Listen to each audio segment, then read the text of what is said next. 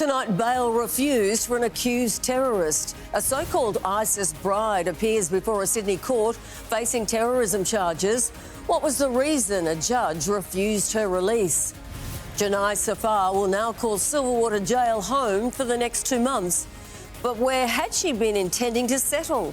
One Western Sydney mayor has revealed the family's living plans. Also making news, the disturbing findings from an inquiry examining misconduct in some of Sydney's most expensive building projects.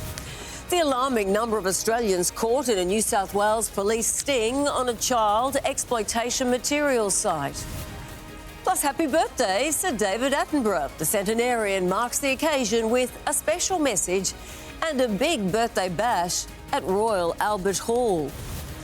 And he will be there on the night Wayne Bennett confident star centre Latrell Mitchell will play Origin 1 despite a back injury.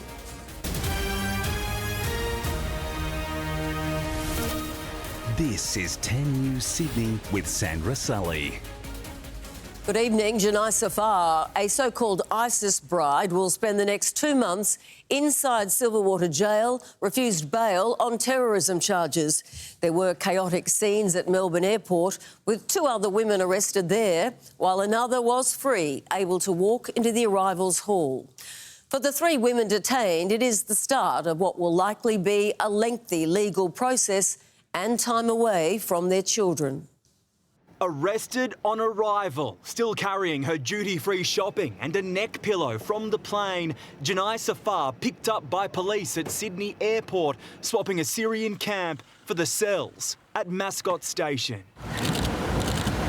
The AFP says she went to Syria in 2015 to be with her husband, who had joined Islamic State. A decade on, the 32-year-old is facing serious charges, accused of being a member of the terrorist organisation and entering and remaining in a declared conflict zone. The safety of the community is the number one priority for all agencies involved. Today, Janai Safar's lawyer argued for her release, citing exceptional circumstances, telling the court the mother lived in truly horrific conditions in the refugee camp and is likely to be suffering from PTSD along with physical ailments, adding she needs urgent medical care to treat a lack of proper nourishment for an extended period of time. The judge rejected her bid for freedom, meaning the mother will stay separated from her 9-year-old son. The pair arrived on a flight from Doha last night. They were taken off the plane by police, with other passengers ordered to wait in their seats. Very nice people, actually. They were sitting opposite me. So. Did they say anything to you during the flight? Oh, just general chit-chat, nice people. They look pretty normal. It was a bit terrifying because I didn't know until now. It's my first time in Australia, so it was a bit of a wild welcome. More so-called ISIS brides landed at Melbourne Airport last night. One woman walked free along with 8 children. A chaotic, hostile homecoming. Why did she marry an ISIS terrorist?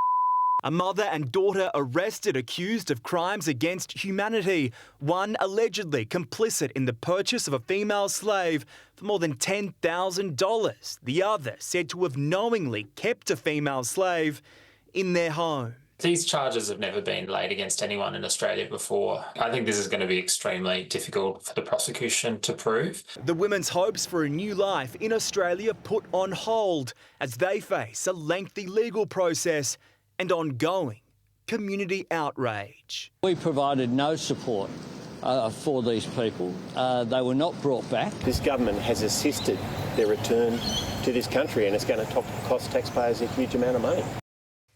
John Paul Gonzo joins me now with more on this story. JP, this is historic legal action. So what's next? Sandra, these are complex cases, and one international law expert told me today it will be a profound challenge, comparing it to the war crimes prosecution of Ben Roberts-Smith. They're similar in the sense that the allegations levelled against the so-called ISIS brides happened overseas in another jurisdiction, and while the AFP has been investigating for more than a decade, Syria isn't easily accessible, and during that time it didn't have a functioning government.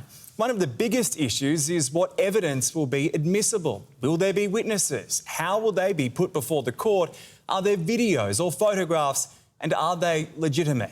In court today, Janai Safar's lawyer said the allegations against her related to offences that ended in 2017. And there are questions to the degree of her involvement, saying she may have been coerced or under duress in that time. The judge also rejected concerns over potential delays in this case and how long it might take. It's likely to be several years, Sandra. It's now up to the prosecution to provide a brief of evidence. I know you'll keep us updated. All right, JP, thank you.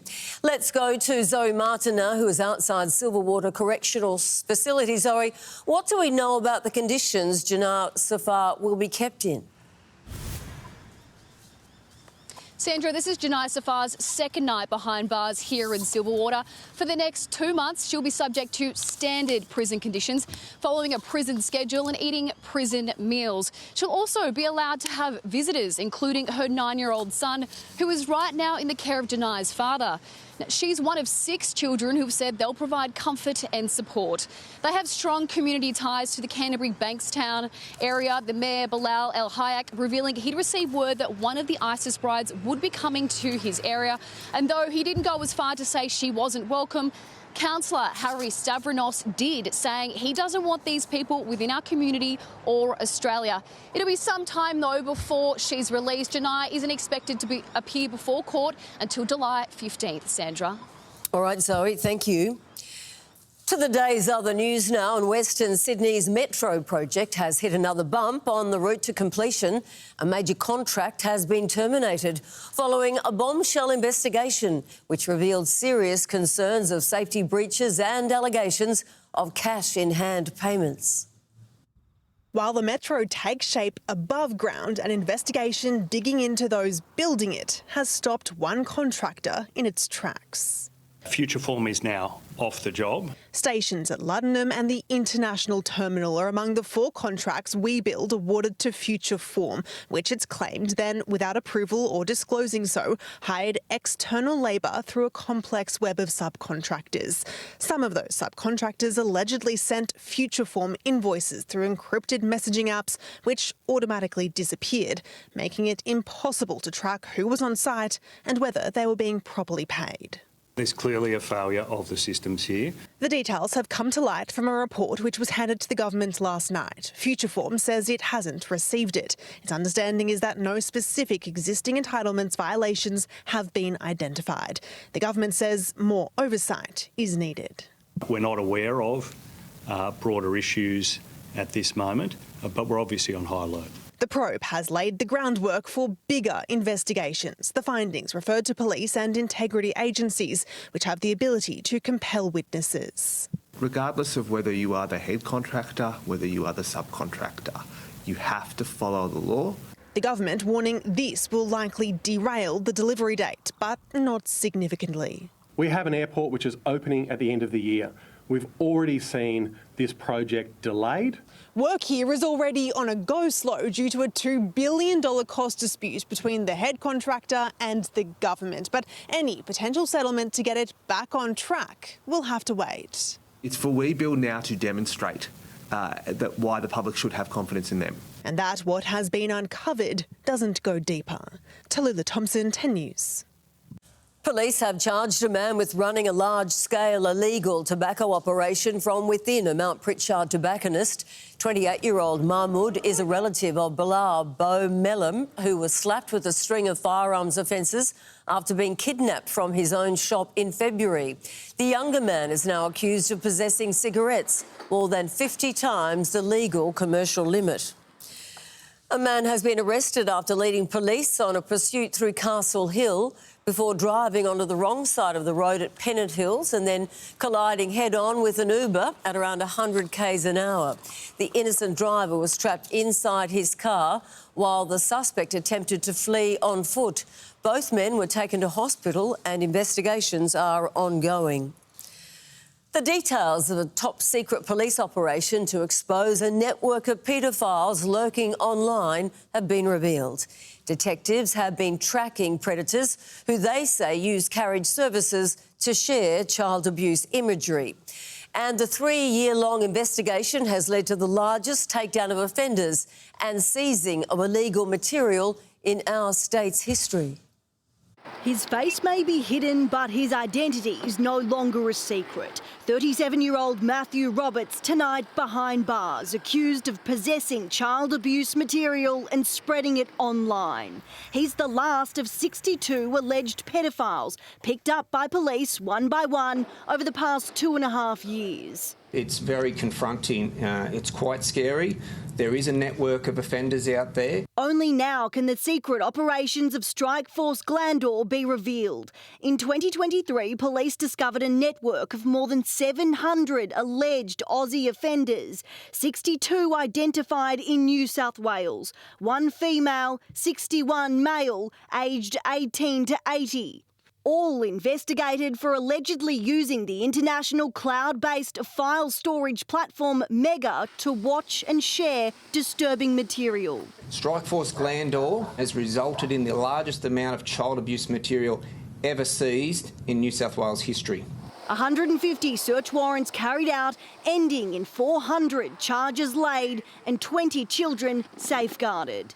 While Strikeforce Glandor may be finished, police say their work is not, vowing to continue exposing predators who hide behind screens, usernames and handles in every inch of the state. We will not give up and we will not take our focus and attention away from providing online safety for our children and targeting these offenders. Olivia Blunden, 10 News. As the Treasurer, Jim Chalmers, puts the final touches on the federal budget, he has today spruiked some big savings will be made on Tuesday. But with much of that being reprioritised to other spending areas, just how much is actually being banked remains unclear.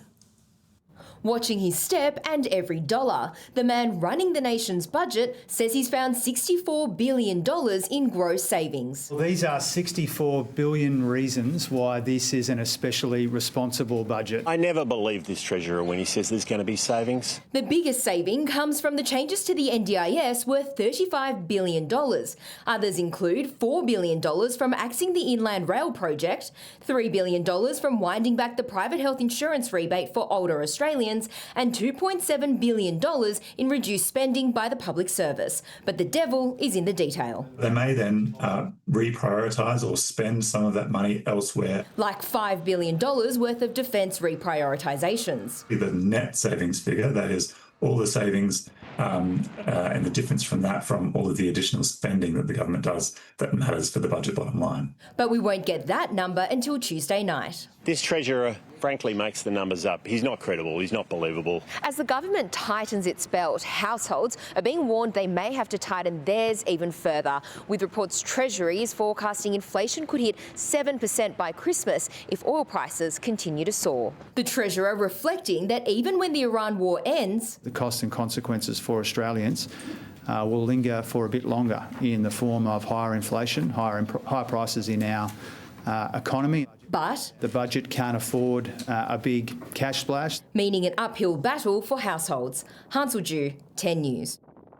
The opposition leader Angus Taylor will face his first true test at tomorrow's by-election in Susan Lee's old seat of Farrer. So let's go live to our federal political reporter Matthew Cuss-Stunan, who is in Albury for us tonight. G'day, Matt. One Nation could make history tomorrow and clinch this once safe Liberal seat.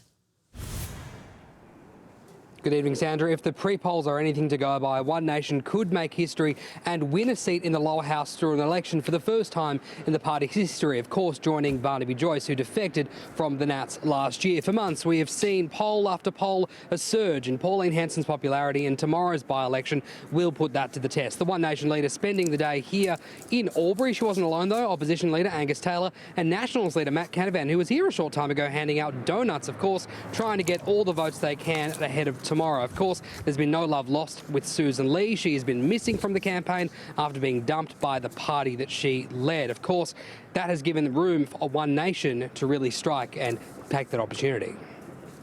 The voters on the street, small business, everyone like that I've met, they're all saying they want change. There has been some lost trust with the Liberal Party and the National Party here and across Australia in recent times. The Liberal Party have attempted to chase One Nation down the far right rabbit hole.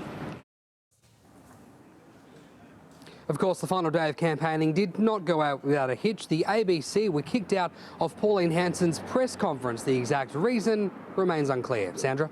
All right, Matthew Cuss-Student reporting there from Albury. Thank you. Let's get to Friday night sports. Scott McKinnon is here with a quick preview and some good news tonight for Blues fans, especially when it comes to Latrell Mitchell. Yeah, he's been in a whole lot of pain this week, Sandra, but Bunnies coach Wayne Bennett reckons he'll be good to go for Origin despite that back issue. Details ahead.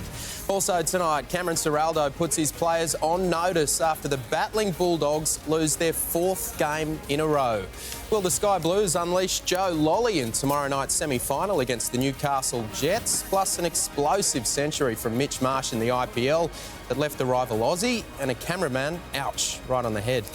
With a bit of a headache, that and a whole lot more, including some awesome stuff in the NBA. Bring that a bit later, Sandra. All right, we'll see you then. Thank you, Scott. Stay with us, still to come. Some good news for motorists. A major upgrade underway for one of Sydney's busiest roads. Plus, the latest warning from the World Health Organisation on that virus-riddled cruise ship. Also ahead, how the legendary Sir David Attenborough is marking his 100th birthday. And the storm chaser who simply didn't let his allergy stop him from performing this miraculous rescue.